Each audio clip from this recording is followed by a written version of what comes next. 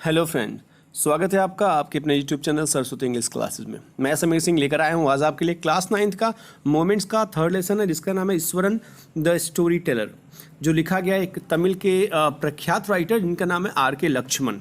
Story को मैं आपको पहले बता दूँ, 1 मिनट में मैं आपको स्टोरी का एक आउटलाइन दे दूँगा ताकि आपको वो स्टोरी जब मैं डिटेल में समझाऊं तो आपको अच्छे से समझ में आए। डिटेल स्टोरी के बाद मैं आपको जो सोल्यूशन है, इसको जो आपके बुक में क्वेश्चन है उसका सोल्यूशन दूंगा। उसके अलावा जो इंपॉर्टेंट क्वेश्चन होते हैं जैसे टाइटल, जस्टिफिकेशन और थीम, मैं वो आपको लास्ट में दूंगा। इसलिए वीडियो के अंत तक बने रहिएगा ताकि आपको पूरी वीडियो पूरी इमेज के माध्यम से कहानी समझ में आ जाए, क्वेश्चन आंसर यहाँ मिल जाए, कहीं से कुछ भी जानने की पढ़ने की आपको किसी भी और जगह से रिसोर्स ढूंढने की जरूरत ना पड़े। तो चलते हैं, 1 मिनट में कहानी समझाते हैं। पहले यह कहानी जो है ईश्वरन की है। ईश्वरन जो कि एक बावर्ची है, वो महेंद्र नामक एक जूनियर ऑब्जर्वर का रसोइया है। ईश्वरन अपने मालिक के प्रति बहुत समर्पित है, अच्छा वो कुक भी है और खाना बनाने के अलावा वो अच्छी अच्छी कहानियाँ भी बनाता है। कहानियाँ सुनाने में बहुत निपुण है। वो कहानियों में छोटी से छोटी घटना को भी इतने रहस्यमय ढंग से सुनाता है कि महेंद्रन जो होता है वो बिना कुछ बोले बेशुद्ध होकर के, चार्म होकर के, एक लगता है जादू सा छा गया है उसके ऊपर, वो सुनता रहता है कहानियों को बिना कुछ कहे। वो अलग अलग सी कहानियाँ सुनाता है। एक बार वो पागल हाथी की कहानियाँ सुनाता है और अगले ही दिन वो किसी भूत की कहानियाँ सुनाता है। जब भूत की कहानियाँ सुनाता है महेंद्र को, तो महेंद्र जो होता है वो डर जाता है और वो इतना डर जाता है कि वो रात में देखता है उसे काली काली आकृति दिखती है अपने विंडो के बाहर। पसीने पसीने हो जाता है वो, इसलिए अगले ही दिन वो डर के मारे जो है ऑफिस जाता है और वहाँ से अपना ट्रांसफ़र करवा लेता है किसी और जगह। तो स्टोरी जो है इस तरीके से है आपकी ईश्वरन के बारे में। ईश्वरन नई नई कहानी अपने मालिक को यानी महेंद्र को सुनाएगा। तो शुरू करते हैं, स्टोरी को कंफर्म करते हैं ताकि आपको एक एक लाइन समझ में आ जाए आसानी से। ये हैं 2 दोस्त, चूँकि आपको बताया मैंने कि महेंद्र जो है वो ट्रांसफ़र कर लेता है लास्ट में। तो ये कहानी जो है वो 2 दोस्तों के बीच में है। एक महोदय है महेंद्र, जो कि मैंने आपको बताया कि एक जूनियर ऑब्जर्वर हैं, एक ऑफिस में काम करते हैं ये, और ये उनका नया फ्रेंड है जिसका नाम है गणेश। तो महेंद्र जो है गणेश को सुनाता है कि उसका जो ईश्वरन जो उसका कुक है, जो बावर्ची है, जो शेफ है, वो कैसे इंटरेस्टिंग प्राणी है, किस तरीके से वो मुझे कहानियाँ सुनाता है। तो ये सुना रहा है इन्हें, ठीक है, और आपको पता है कि इन्हें सुनाता है इनका बावर्ची। स्टोरी शुरू करते हैं हम। ये सुना रहा है इसको कहानी। स्टोरी शुरू होती है। ये महोदय जो है वो एक ऑब्जर्वर हैं, ये काम करते हैं, विभिन्न जगहों पर जाते हैं, जैसे कोई फैक्ट्री बन रही है, कोई पुल बन रहा है, कोई बांध बन रहा है, तो वहाँ का निरीक्षण करते हैं। ये कंपनी के प्रति, कंपनी की तरफ से जाते हैं ये, तो कंपनी या ऑफिस इनको भेजती है। तो कभी अगले ही पल ये कहीं किसी कोयले की खान के क्षेत्र में जाते हैं, वहाँ निरीक्षण करते हैं कि वहाँ काम सही से हो रहा है कि नहीं हो रहा है। क्योंकि ऑब्जर्वर हैं तो जाहिर सी बात है ऑब्जर्व करते हैं वहाँ की चीज़ों को। और अगले ही क्षण ये रेलवे के लिए पुल बन रहा है, वहाँ का निर्माण हो रहा है, तो वहाँ पहुँच जाते हैं। और अगले ही क्षण ये किसी केमिकल फैक्ट्री पर चले जाते हैं जहाँ कोई नया काम हो रहा है। ये बंदा जो है वो अविवाहित है, जो मैंने आपको बताया ये अविवाहित है, इसकी शादी नहीं हुई है, इसलिए इसकी आवश्यकताएं बहुत कम हैं। ये हर परिस्थिति में खुद को ढाल लेता है, चाहे घटिया से घटिया कोई खाना दे और चाहे विश्राम के लिए कोई बेकार सा जगह हो। यहाँ तक कि वो पत्थरों के बीच में काम चलाऊ टेंट लगा करके भी सो जाता था बंदा।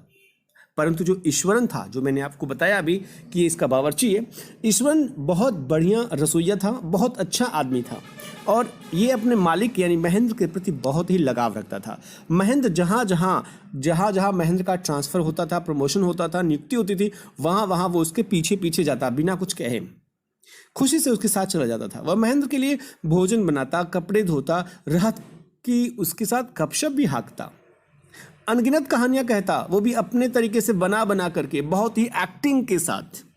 ईश्वरन में बहुत सारे गुण थे, उन गुणों में कहानियां सुनाना बेहद अच्छा गुण है। महेंद्र जो है वो सुबह उठ करके नाश्ता करके और दोपहर का लंच लेकर के चला जाता है अपने ऑफिस में। और इस बीच ईश्वरन जो है वो बहुत सारे काम करता है, यानी कि वो पानी भरता है बाल्टियों से, फिर नहाता है अच्छे से, उसके बाद खाना खाता है, उसके बाद ये कुछ समय काम करने के बाद ये बैठ जाता है बुक्स पढ़ने के लिए। इंटरेस्टिंग बुक पढ़ता है, तमिल भाषा की बुक पढ़ता है और इन्हीं बुक्स जो पढ़ रहा है कहानियाँ, यही कहानियाँ इसमें अपना कुछ मसाला डाल करके वो हर शाम को सुनाता है महेंद्र को। उसके अपने वर्णन भी तमिल लेखकों से प्रभावित हैं। जब वो यहाँ तक कि कोई छोटी से छोटी घटना का वर्णन करता है ना, तो उसमें भी रोमांच पैदा करता है। मान लीजिए कि वो कहानी सुना रहा हो महेंद्र को। ये महेंद्र है, बैठे महोदय हैं, बड़े आराम से बैठ जाते हैं कुर्सी पर और ये आराम से सुनाता है। मान लीजिए कि ये कहानी सुना रहा हो, उदाहरण के लिए कि ये कहने की बजाय, ये बंदा ये कहने की बजाय कि उसने सड़क पर गिरा हुआ एक वृक्ष देखा। मान लीजिए आपको कहना हो कि आपने सड़क पर एक गिरा हुआ वृक्ष देखा, उस बात को अगर इन्हें कहना हो तो ये क्या कहेंगे? ये भौहें तान तान करके, हाथों को हिला हिला करके कहते हैं, सड़क पर कोई वस्तु देखी जो ऐसी दिखती थी जैसे कोई एक बड़ा झाड़ीदार पशु सड़क के आर पार लेटा हो। मेरे मन में आया कि मैं वापस मुड़ जाऊं, परंतु जैसे ही मैं नजदीक आया तो देखा कि गिरा हुआ पेड़ था।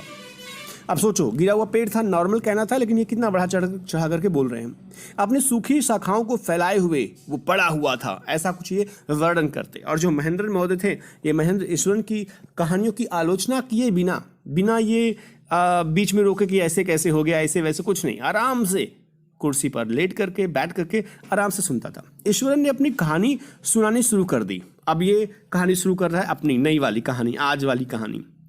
इसने कहा कि जहां आप हो ना मालिक, यहाँ पर बहुत घने वृक्ष हुआ करते थे पहले, ऐसे लकड़ियाँ जो इमारती लकड़ियाँ थी। ये जगह इमारती लकड़ियों के लिए प्रसिद्ध था। चारों ओर घना जंगल, लकड़ी के लट्ठे हाथियों द्वारा ट्रकों पर लादे जाते हैं। जब वे मस्त हो जाते थे तो बड़ा से बड़ा अनुभवी महावत भी उन्हें नियंत्रण में नहीं ला सकता था। इस काम के लिए वो बहुत ही अच्छे तरीके से इस्तेमाल किए जाते थे। एक दिन एक नर हाथी लकड़ियों के मैदान से लकड़ी भरते भरते वहाँ से भाग गया और झाड़ियों को रौंदते हुए, जंगली बेलों को उखाड़ते हुए, शाखाओं को मन मर्जी से तोड़ता हुआ इधर उधर भागने लगा। ईश्वरन कहानी जैसे जैसे सुनाता वैसे वैसे खुद भी मस्त हाथी की तरह नकल करता और फर्श पर उछलता कूदता और अपनी कहानी को सुनाता। फिर से वो कहानी कहने लगा। कहता, हाथी जो था इस तरीके से भागता हुआ नगर के बाहर चला गया। वो चार दीवारियों को ऐसे तोड़ रहा था मानो माचिस की तीलियां हो। मुख्य सड़क पर आ गया। फल, मिट्टी के बर्तन, कपड़े की दुकानों को उसने तोड़ ताड़ डाला। लोग डर के मारे उससे भागने लगे। हाथी इसी बीच एक स्कूल के प्रांगण में आ गया जहां बच्चे खेल रहे थे। धूल धूल सा हो गया वहाँ पे, साफ साफ कुछ दिख नहीं रहा था। सारे के सारे लोग वहाँ से भाग गए। एक आध लोग जो थे वो भी बड़े दूर थे।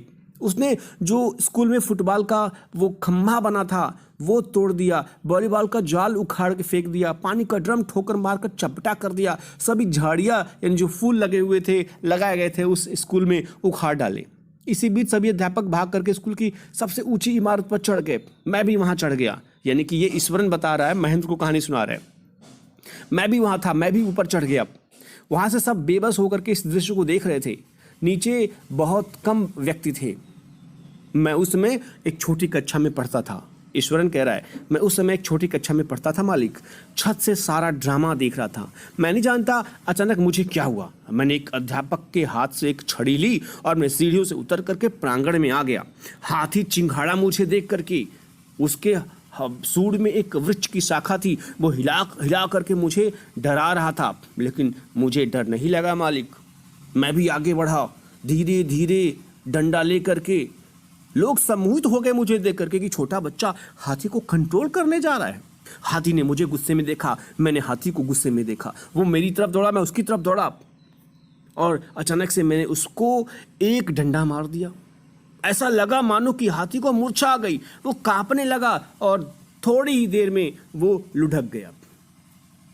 ईश्वरन ये कहानी यहीं बीच में छोड़ करके खड़ा हो जाता है और कहता है कि अभी तो मुझे गैस जलाना है, खाना भी बनाना है। अच्छा, मैं गैस जला के खाना बना के आऊँगा तब कहानी सुनाऊंगा।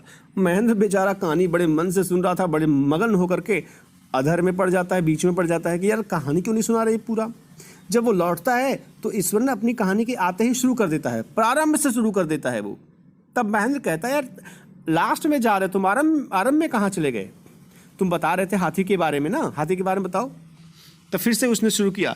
हाथी का उपचार हुआ और उसके 2 दिन के बाद महावत जो था आया और जंगल से आकर के वो जंगल में लेके चला गया। इस तरीके से कहानी खत्म हो गई। अब कहता है महेंद्र, अच्छा ईश्वर, अब ये बताओ कि आपने हाथी को कैसे मार दिया? अब ये बोलता है, आप नहीं समझते मालिक, इसका संबंध जापानी कला कराटे जिजित्सु से है, कुंफू से है। मैंने पढ़ा था इसके बारे में, मुझे पता था कि किसी भी जानवर को बड़े से बड़े अगर ऐसा मार दो ना तो वो अस्थायी रूप से बेहोश हो जाता है। मैंने वही किया। कोई भी दिन ऐसा नहीं था। तो ये कहानी खत्म हो गई। अगला कहानी चलते हैं। इसी कहानी में ईश्वरन बता रहा है, ईश्वरन की कहानी, ये आपके स्टोरी की कहानी नहीं खत्म हुई है। तो कोई भी दिन ऐसा नहीं होता कि ईश्वरन जो है वो रोमांचक कहानियां न सुनाए, चाहे कहानी में विश्वास करने लायक कोई बात हो या ना। महेंद्र को इसे सुनकर बड़ा मजा आता, क्योंकि कहानी सुनाने का ढंग उसका बहुत निराला था। महेंद्र बहुत आराम से कहानी को सुना करता था और महेंद्र को अपने कमरे में टीवी न होने का कोई कमी महसूस नहीं होता, क्योंकि ईश्वरन इतने अच्छे ढंग से हर रात सुनाता कि उसे बड़ा मजा आता। एक दिन जब महेंद्र नाश्ता कर रहा था तो ईश्वरन ने उससे पूछा कि मालिक, आज दिन बहुत अच्छा है, आज मैं अच्छा पकवान बनाऊं क्या? क्योंकि परंपरा है कि हमें अपने पूर्वजों की आत्माओं को तृप्त करने के लिए स्वादिष्ट पकवान बनाने पड़ते हैं। शायद वो पितृ विसर्जन टाइप का कोई दिन था। तो महेंद्र ने भी हामी भर दी। महेंद्र शाम को आया, शाम को स्वादिष्ट खाना खाया इसके हाथ का, बहुत प्रशंसा किया और प्रशंसा करने के बाद फिर से बैठ गया कहानियों के बारे में। अब जैसे ही बैठा ये फिर से शुरू हो गया। आप जानते हो मालिक, ये जो फैक्ट्री है ना, यहाँ सारा क्षेत्र किसी समय कब्रिस्तान था। ऐसा कहते ही महेंद्र जो था, जो बढ़िया खाना खाया था, उसके विचार में जो डूबा था, अचानक से वो सदमे से बाहर आया। कब्रिस्तान? अब ईश्वरन जो है वो कहानी सुनाने लगा। कहता था कि मैं तो पहले से जानता था कि यहाँ कब्रिस्तान है, क्योंकि जब मैं रास्ते में बहुत सी खोपड़ियों को, हड्डियों को देखा ना, मुझे समझ में आ गया कि यहाँ बहुत बड़ा कब्रिस्तान है। अब उसने अपना कहानी सुनाना शुरू कर दिया। उसने कहा, मुझे तो कभी कभी रात को भूत भी दिखाई देते हैं यहाँ पे मालिक। मैं इनसे डरता नहीं, क्योंकि मैं एक साहसी व्यक्ति हूँ, निडर व्यक्ति हूँ। परंतु एक भयानक स्त्री का पूर्णमासी की आधी रात को दिखाई देना बहुत खतरनाक होता है। मैंने देखा था पूर्णमासी की रात को, बड़ी औरत कुरूप थी, उलझे हुए बाल थे, बड़े बड़े बाल, सफ़ेद सफ़ेद बाल, चेहरे पर झुर्रियाँ, कंकाल के समान। अपनी भुजाओं में एक भ्रूण ली थी, बच्चे का भ्रूण। आप देखो ध्यान से, यहाँ पे भ्रूण है, एक भ्रूण लेकर के वो खड़ी थी। जैसे ये कहानी सुनाता है, महेंद्र जो है वो थोड़ा सक पका जाता है, पसीने पसीने भीग जाता है, वो कांप उठता है वो, और आवेश में आकर के उसने ईश्वरन को टोका, क्या बोल रहे हो तुम? पागल हो तुम? भूत प्रेत कोई चीज़ नहीं होती है, तुम सिर्फ कल्पना करते हो। यानी आज पहली बार उसने टोका, और तुम्हें ना हजम नहीं होता है बात। जाओ, तुम्हारा दिमाग खराब है, जाओ यहाँ से, बकवास कर रहे हो। ये कह करके वो सोने के लिए चला गया। डरा हुआ महेंद्र जो था वो बिस्तर में चला गया। विचार कर रहा था कि शायद ईश्वरन जो है वो 2-3 दिन तक दुखी रहेगा, उससे बात नहीं करेगा। लेकिन अगले दिन देखता है कि ईश्वरन जो है वो फिर से वही बातों ने, ईश्वरन प्रसन्न होकर के, खुश होकर के खाना बना रहा है। तो मुझे भी थोड़ा अच्छा लगा, ये बोल रहा है महेंद्र। उस दिन से महेंद्र को सोते समय बिस्तर पर बेचैनी होने लगी, क्योंकि वो भूत वाली कहानी हल्की सी जो सुनी थी ना, उसे डर लगने लगा। हर रात वह अपने कमरे के पास वाली खिड़की में से बाहर झांकने की कोशिश करता, कभी कभी झांकता भी था। आसपास उसको कोई छाया नहीं दिखती थी। हाँ, बस दूर फैक्ट्री, टिमटिमाती रोशनियाँ, सिर्फ यही दिखती थी।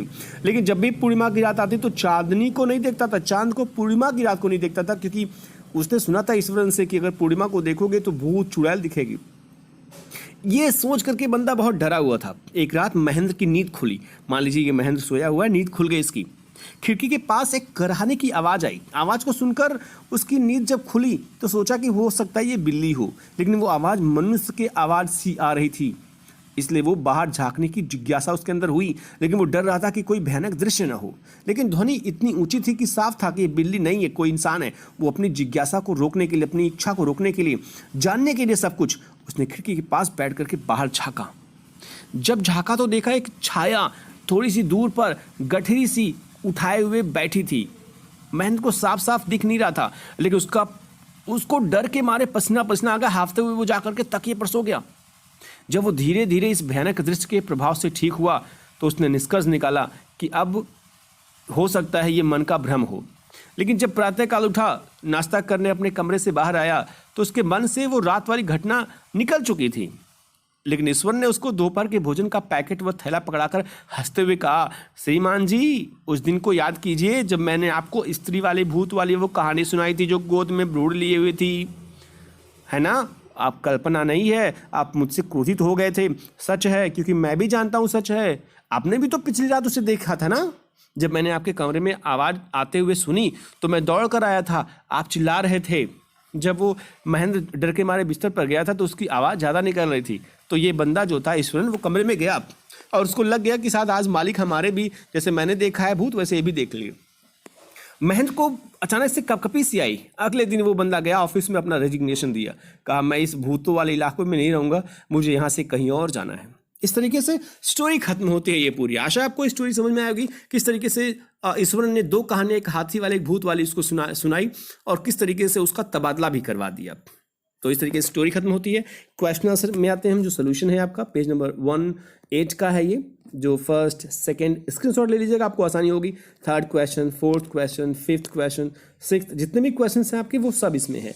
ये टाइटल है जो आपके लिए बहुत इंपॉर्टेंट है, टाइटल जस्टिफिकेशन, और ये थीम जो लास्ट क्वेश्चन है जो इंपॉर्टेंट क्वेश्चन है। इस तरीके से स्टोरी खत्म होती है। आशा आपको समझ में आया होगा।